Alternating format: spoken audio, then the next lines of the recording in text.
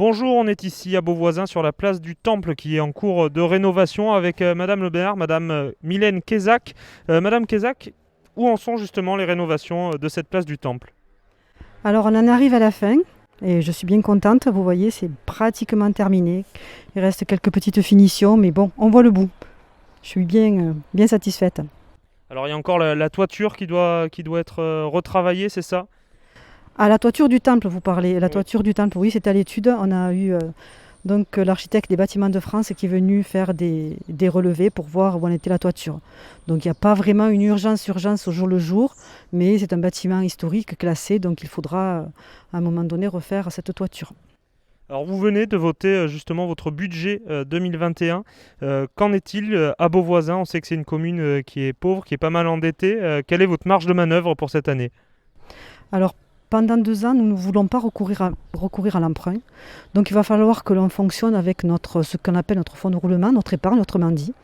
Donc, on va aller doucement, mais sûrement. Et puis, après, en 2023, on aura beaucoup plus de marge de manœuvre pour aller négocier avec les banques. Alors cette année, quelles vont être du coup les priorités? Des petits travaux de voirie, c'est ça?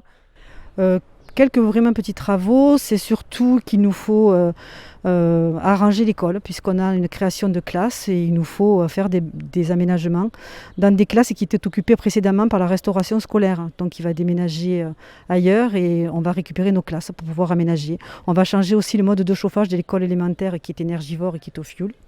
On va changer donc des menuiseries qui étaient en bois simple vitrage par de l'alu. Enfin, quelques travaux déjà pour les écoles.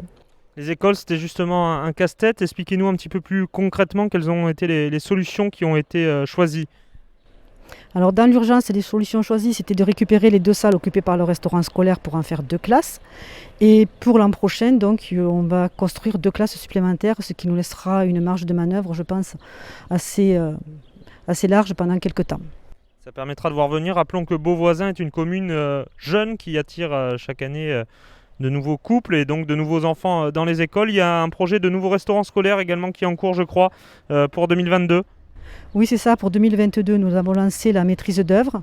Donc, on attend notre prestataire va donc nous établir des esquisses. On va travailler avec les enseignants, bien sûr, et la restauration scolaire, parce que ça la concerne avant tout, pour mettre ce projet, voilà, qui soit bien ficelé.